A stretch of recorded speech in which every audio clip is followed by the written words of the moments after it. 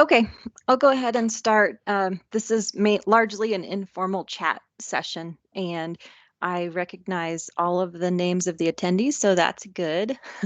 Thank you guys for getting on and being at this town hall. I'm going to go over just a few slides, and during that time, I have everyone muted. So as soon as we get to the Q&A, then you'll be able to speak freely. And please keep yourself muted unless you are speaking. And then if you, as you talk, mute and unmute yourself. That's just a kindness to everyone else that's attending. We are recording this session, so this session is being recorded. We are also going to record the afternoon session. These, the sessions today are mainly going to be covering the same content. So you only need to attend one, but they are going to be recorded and we're going to post them. I believe we'll have that website where we have it posted for you later, but this will be available to refer to if you want to come back and listen to anything that we discussed this morning. So this is meant to be interactive. Like I said, there's going to be plenty of time for Q&A. We've allowed for that. So just bear with me for these few slides while we get through some housekeeping and some general information that might help, and then we'll open it up to discussion. I've set aside an hour and a half this morning, and depending on whether or not we need all that time, if we end up ending early, then we'll just adjourn and you'll have a few minutes left to your day. So I'm going to start, as I mentioned, with sharing my screen, and I'll share the PowerPoint with you.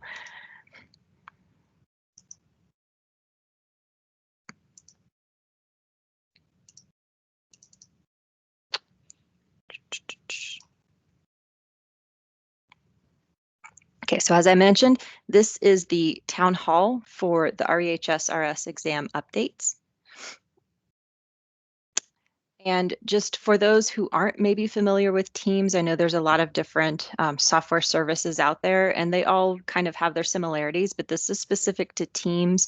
As you're navigating, you will see a bar that mine is black and it's at the top right top of my screen. So it should be probably in a similar location for you, but keep in mind, this is the bar that you want to look for. And just going left to right, I'm going to highlight the ones that apply to us today. The paragraph icon, the second icon from the left, that opens the chat window. So when you do that, you can type a question for me to see or for the group to see. Next to the paragraph icon is the hand icon, and please click that if you want to voice a question. So I'll see that you have raised your hand, and then I will address you, and then you can ask your question. That'll kind of keep the conversation clean and hopefully keep us from talking over ourselves today. And then the other icon is the microphone. It's more towards the end. It looks like a little microphone, and that turns your mic on and off. If you're not familiar with it, when you are muted, there will be a red X on that icon, and then when you're unmuted, it will not have a red X on it. And if anyone is calling in from the phone, I didn't notice that yet, but as people may call in, you press *6 to unmute and mute yourself. So if you want to speak, press *6 and then press *6 to mute yourself.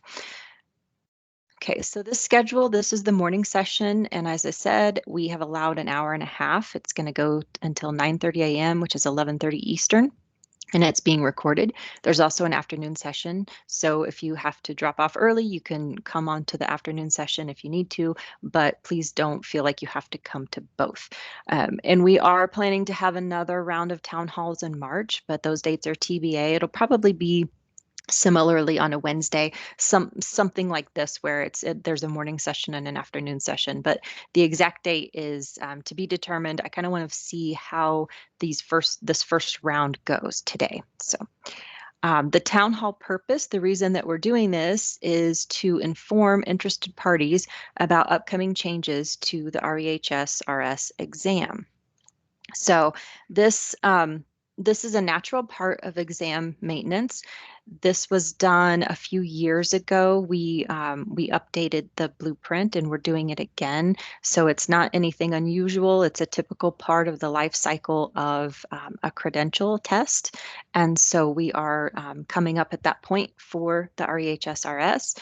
it's good. It keeps the information on the exam relevant and practical to the professionals that are practicing in the field. So that's the main reason that we always periodically look at the exam questions to make sure that they are still applicable and current and relevant to what is happening in real life.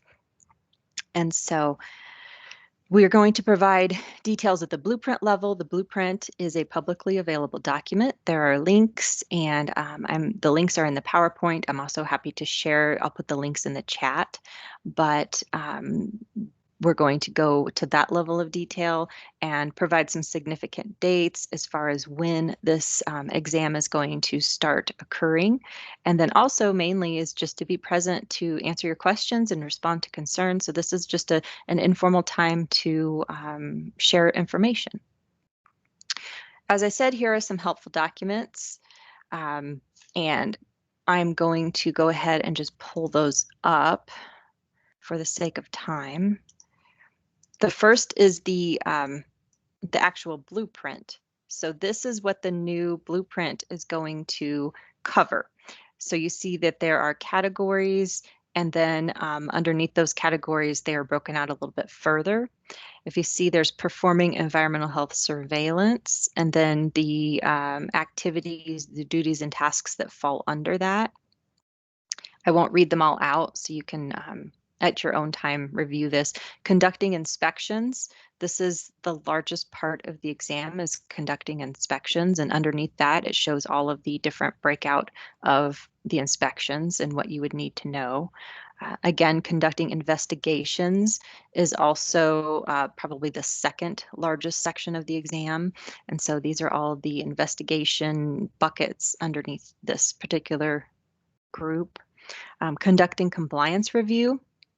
Those are HACCP plans and other regulations compliance. And then providing environmental health information. So this is goes with talking to the public and communicating corrective actions if you were, doing an audit or something like that. And then how are you going to do emergency response plans, public health awareness plans? That's all wrapped up to this providing environmental health information.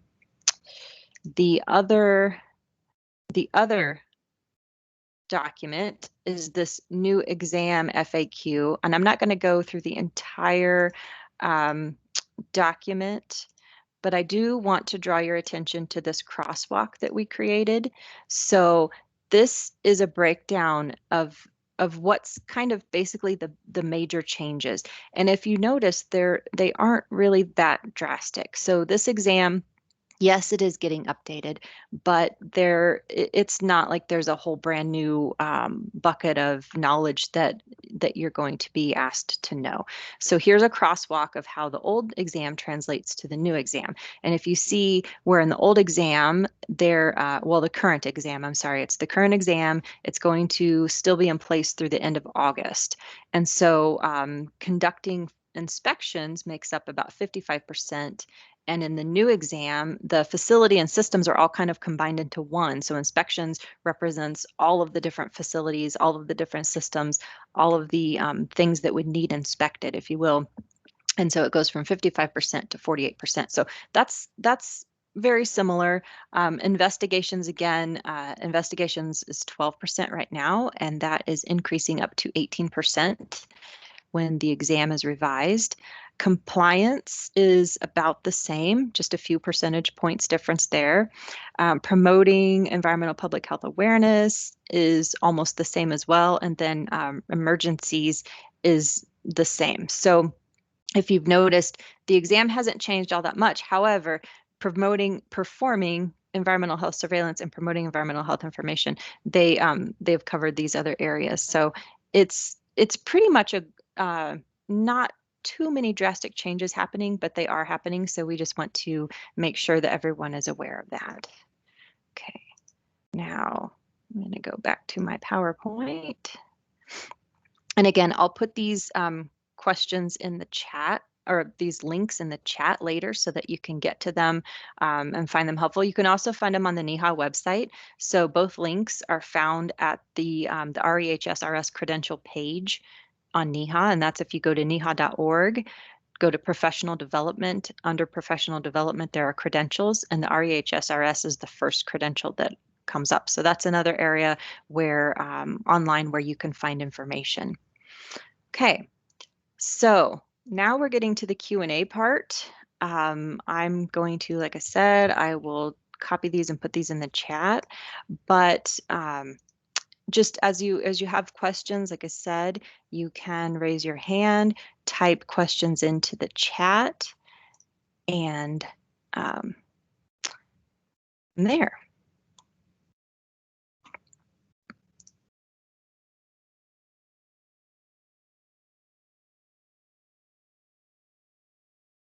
I've put those links in the chat if anyone wants to look.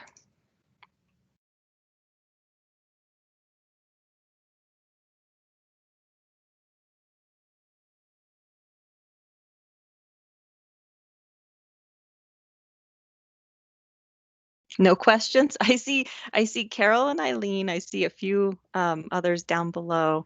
If there's no questions, then that's perfectly fine. And maybe if you don't have questions right now, you can always email me. I'll put my email in the chat. My email is also in the on the slide, but I'm happy to answer questions too, as if you want to just email them separately.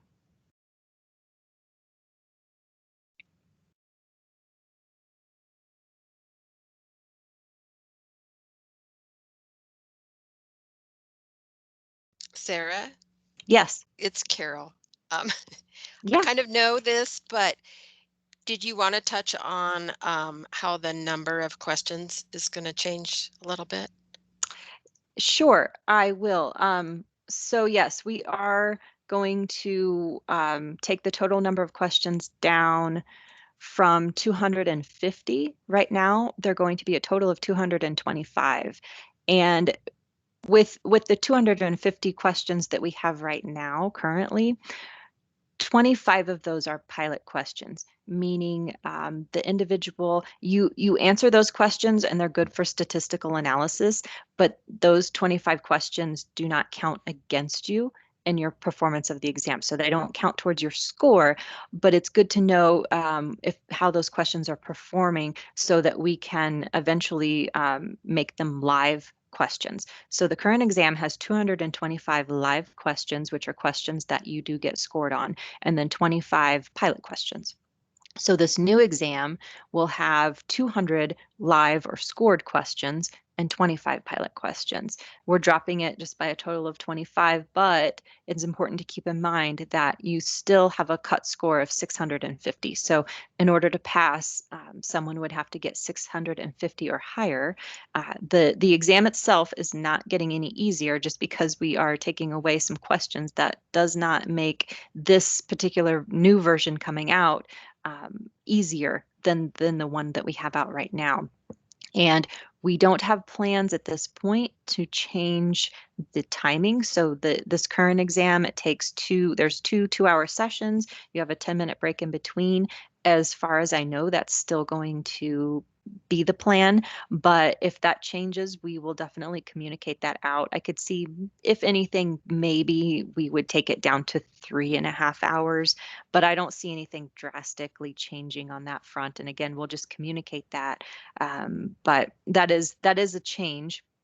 However, going back to that blueprint, if you can see the categorical changes are still the pretty much the same in order. So the studying the information shouldn't be too wildly different between this exam that's going to be in place, the current exam that's in place through the end of August, and then the new exam that's going to come out September 1st. So that is a hard date for anyone that is listening.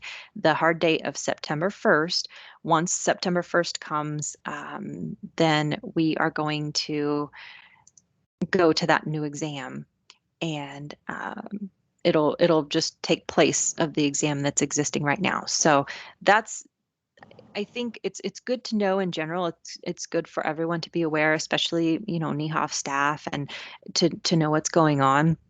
However, I think especially for individuals that are in the time frame of maybe they were planning or preparing to test in, let's say, anywhere between May and August. If you're planning to test during that time window, this is really information that's pertinent to you because there might be a retake that you have to consider, and also you might want to consider your own timing and your own preparation to say, well, do I want to make sure that I take this current exam because I've studied and I've been studying, now for a while, or do I want to wait and hold off until September when there's a new exam?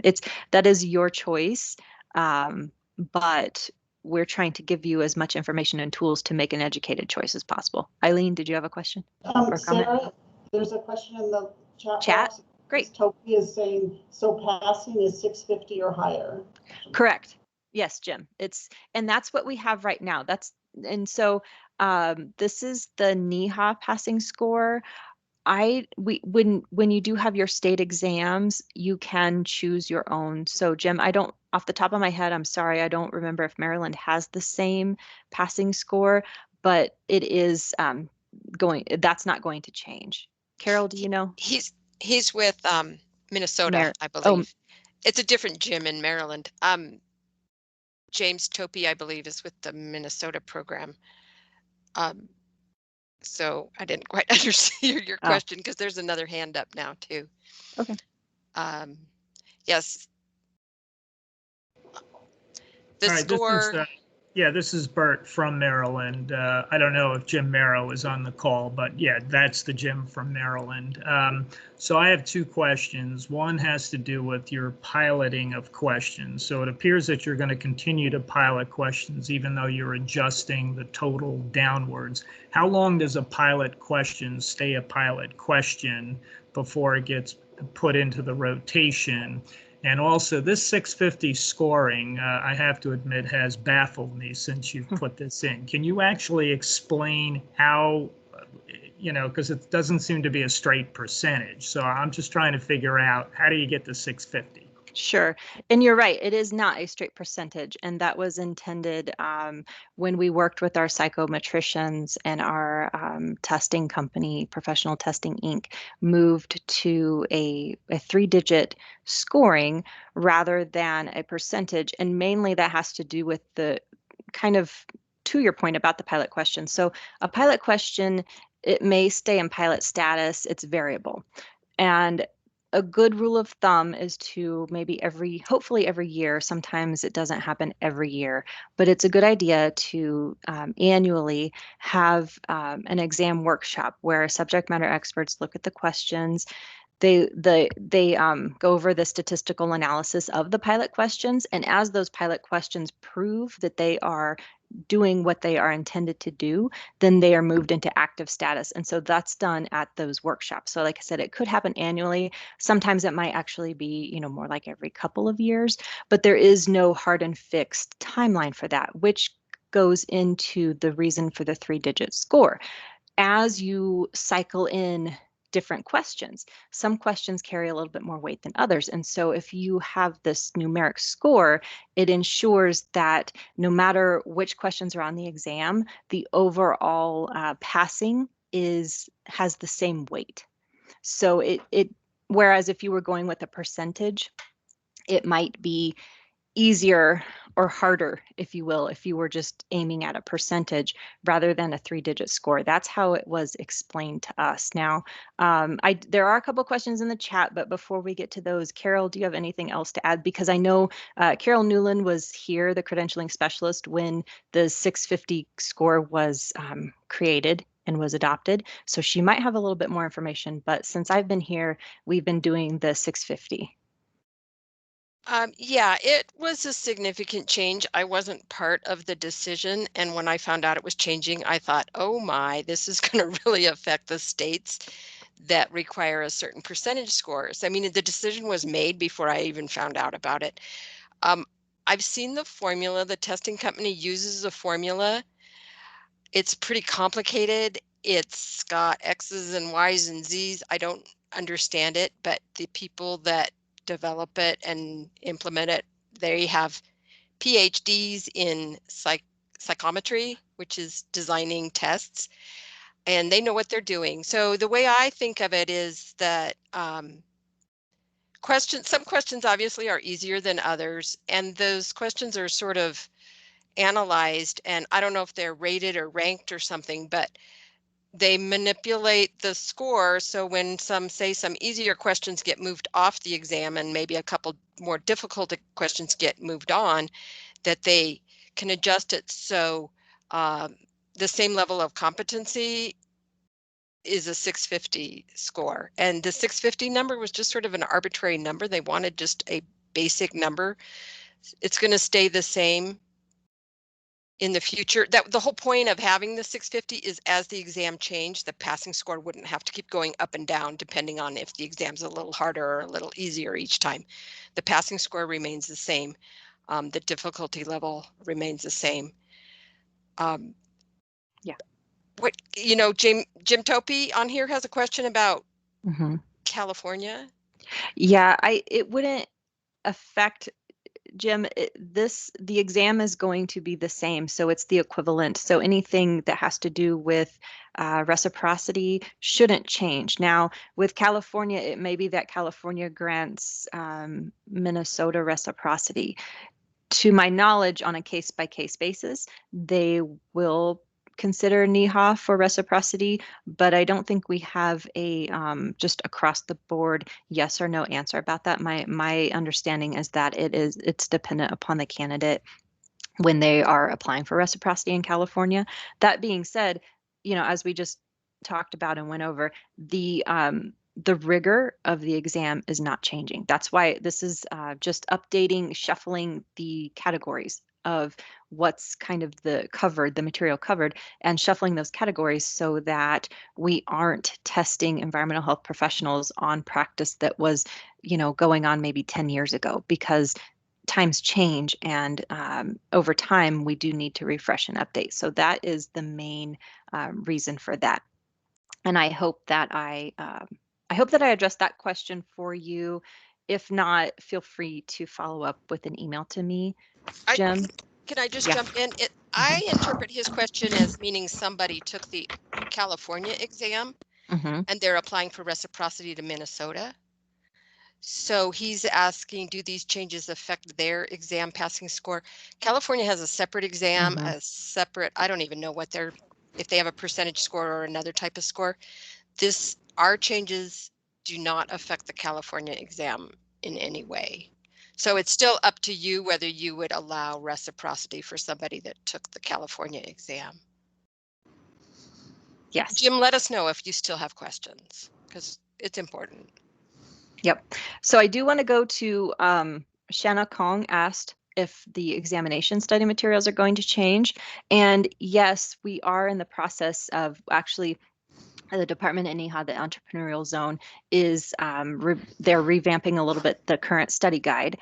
And though that material is expected to roll out in June, so sometime in June, they'll come out with the new review materials, a new study guide, but hopefully to kind of allay any fears or concerns, going through that blueprint, the crosswalk that shows the content that kind of equivalents to itself, it's not changing drastically. So, it's still a good practice to use the recommended study references and to use the NEHA review guide. But yes, it will be updated, and that's expected to be released in June.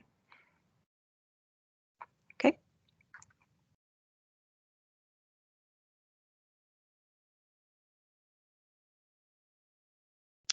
All right. Those were some really good questions.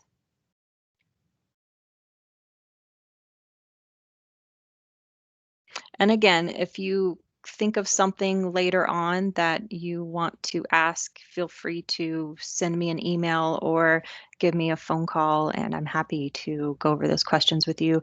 We also have the FAQs on our website, and the FAQ document is meant for you to reference. We will update it if anything changes. We will absolutely update it, because we're hoping to give enough advance notice now. This is February, and we are talking about changes that are happening in September. So hopefully that's enough time for everyone to prepare. Okay.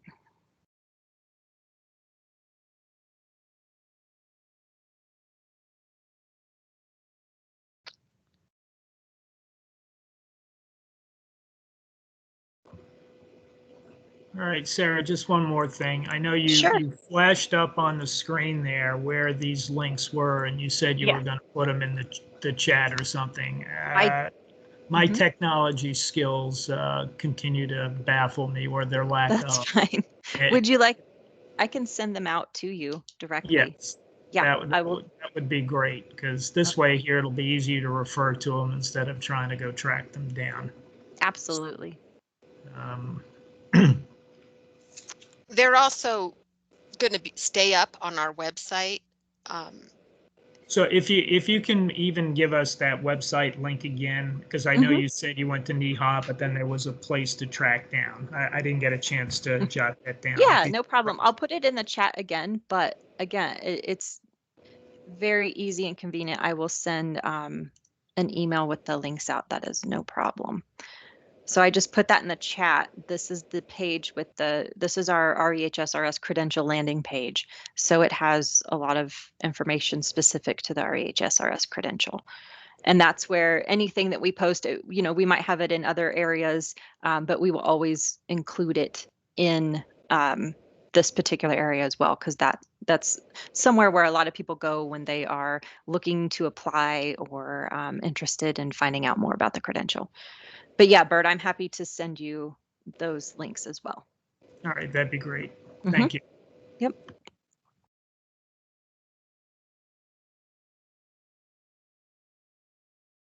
Okay, well, we are coming up on the 8:30 time.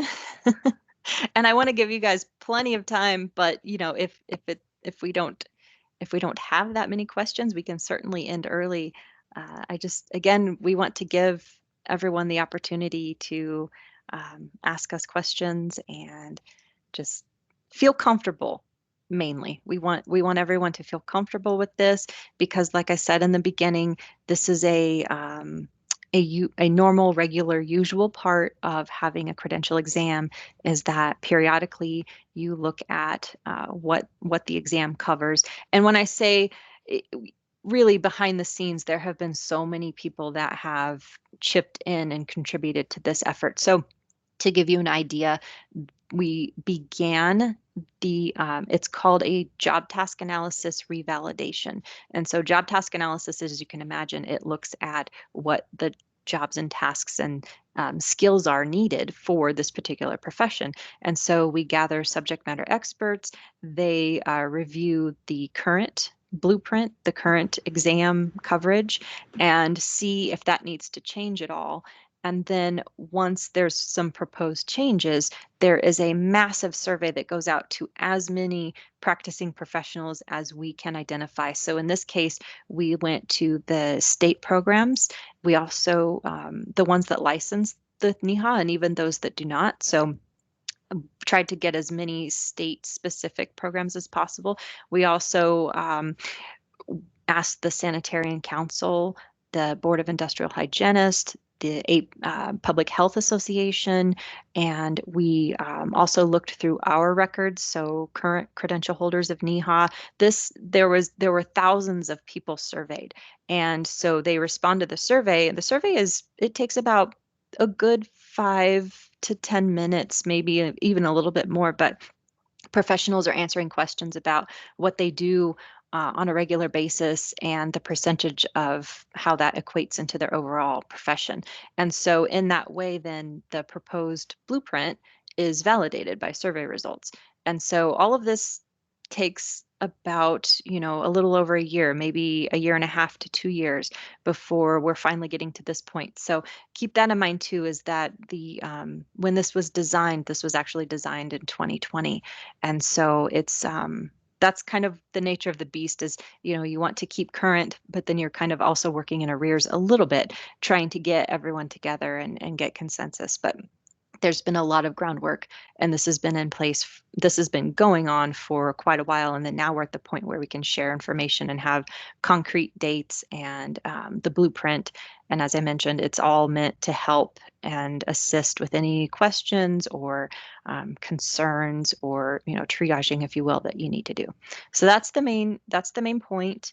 I don't see any more questions. And I really do appreciate everyone that dialed in this morning and participated. I hope that this was helpful to you. Again, this is going to be recorded and available, so if you want to come back and listen to it, you can. And we're having a session in the afternoon, but the afternoon session will be a repeat of this morning. So just keep that in mind. And again, the website that I shared, the REHS Credential page, we will always post pertinent information there that pertains to any changes to the exam, updates. But otherwise, you can always reach out to me, and I will go ahead and put the last slide up just so that you can get my take my phone number and my email down. So my name is Sarah Hoover, and my email is shoover@neha.org, and my phone number is 303-802-2153. So if you want to jot those down, and as things come to you, feel free to reach out to me. Let me go back to the meeting, just make sure. Nope, I don't see any more questions. Oh, wait, yeah, Eileen. There's one more question. Shanna asks, when will the recording be posted? I honestly don't know. Michael, are you on? Do you have an idea of that? Once I can get it to the posted to YouTube. Okay, so it'll get posted to YouTube. So Shanna, it'll be maybe a few days or so. Okay. All right. Well, with that, I bid you all a good day. Thank you. Thank you for tuning in, and we'll talk later. All right. Thanks, Sarah. Appreciate it. No problem. Thank you.